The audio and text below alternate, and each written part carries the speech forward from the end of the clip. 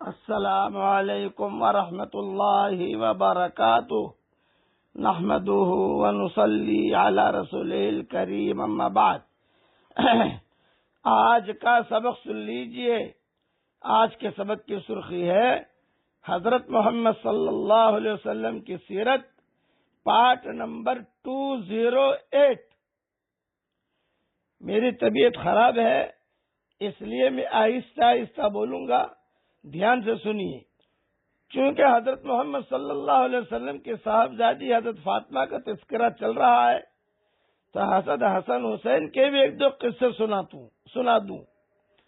ایک مرتبہ حضرت سلمان رضی اللہ تعالیٰ عنہ فرماتے ہیں کہ ہم حضور صلی اللہ علیہ وسلم کے ارد گرد بیٹھے ہوئے تھے کہ اتنے میں حضرت ام ایمن آئیں اور انہوں نے کہا کہ یا رسول اللہ، بہت ٹینشن ہو گیا مدینہ میں، فاطمہ پریشان ہے اور سب گھر والے پریشان ہیں۔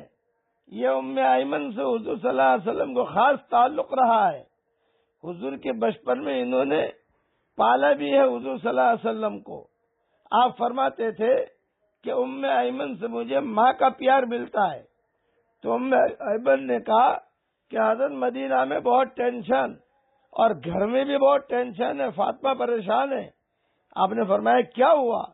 یہ فرمایا کہ حسن اور حسین گم ہو گئے ہیں، حسن اور حسین گم ہو گئے ہیں۔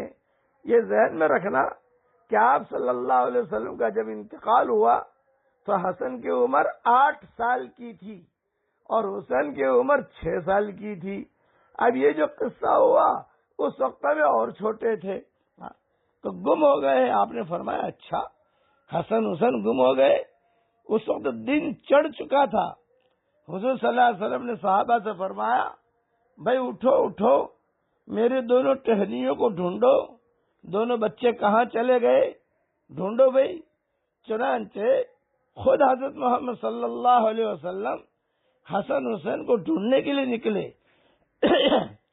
کتابوں میں لکھا ہے ایک طرف علی بھی نکلے، ایک طرف فاطمہ بھی نکلی، حضرت فاطمہ، دوسری طرف صحابہ بھی نکلے اور حضور صلی اللہ علیہ وسلم بھی نکلے کہ میرے بیٹوں کو تلاش کرو، میرے بیٹوں کو تلاش کرو۔ چنانچہ ہر آدمی نے اپنا راستہ لیا اور چل پڑا اور میں حضور صلی اللہ علیہ وسلم کا راستہ لے کر چل پڑا، یعنی حضرت سلمان فارسی یہ حضور صلی اللہ علیہ وسلم کے ساتھ چلے۔ چلتے رہے چلتے رہے چلتے رہے، کہیں پر بھی حسن حسین ملے نہیں۔ جب ملے نہیں تو ایک ٹینشن اور بڑھ گیا۔ تو وہاں ایک پہاڑی تھی، وہاں پہاڑی کے قریب میں جا کر دیکھا دامن میں تو دیکھا کہ حضرت حسن اور حضرت حسین دونوں کے دونوں ایک دوسرے سے چمٹے ہوئے کھڑے ہیں اور پاس ہی میں ایک زبردست بہت لمبا چوڑا کالا ناگ سانپ اپنی دم پر کھڑا ہے، جس کے منہ سے آگ کی چنگاریاں نکل رہی ہیں۔ غالباً اللہ تعالیٰ نے ناگ بھیجا تھا اس لیے تاکہ بچے آگے نہ جاویں، آگے جانے سے روک دیں۔ اگر پہاڑی کے دامن میں چلے جاتے، غار میں چلے جاتے یہ دونوں بچے تو یعنی زندگی کا خطرہ تھا۔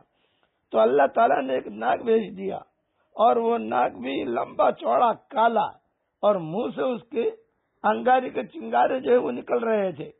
حضور صلی اللہ علیہ وسلم جلدی سے ناگ کی طرف بڑھے۔ اس ناگ نے حضور صلی اللہ علیہ وسلم کو مڑ کر دیکھا اور چل پڑا اور ایک سوراخ میں داخل ہو گیا۔ پھر حضور صلی اللہ علیہ وسلم ان دونوں کے پاس گئے اور دونوں کو ایک دوسرے سے جدا کیا۔ یہ دونوں کو دونوں چمٹے ہوئے گھبرائے ہوئے کھڑے تھے اور دونوں کے چہرے پر ہاتھ پھیرا اور فرمایا میرے ماں باپ تم دونوں پر قربان ہو، میرے ماں باپ تم دونوں پر قربان ہو، تم دونوں اللہ کے یہاں کتنے قابل احترام ہو۔ پھر ایک کو دائیں کندھے پر اور دوسرے کو بائیں کندھے پر بٹھا لیا حضور صلی اللہ علیہ وسلم نے۔ میں نے کہا تم دونوں کو خوشخبری ہو کہ تمہاری سواری بہت ہی عمدہ ہے. یعنی حضور نے کہا کہ میں جو ہے میرے اوپر یہ دونوں بیٹھے ہیں، یہ دونوں سوار ہے اور میں سوار ہوں. یہ دونوں کے دونوں میری سواری ہے اور میں یعنی میری گاڑی میں بیٹھے ہیں، میرے کندھے پر بیٹھے ہیں.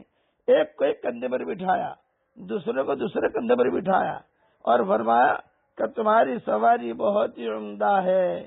پھر حضور نے فرمایا یہ دونوں بہت عمدہ سوار ہیں، سواری بھی اچھی اور سوار بھی اچھا، اور ان کے والدین ان دونوں سے بہتر ہے. یہ حضور صلی اللہ علیہ وسلم نے فرمایا.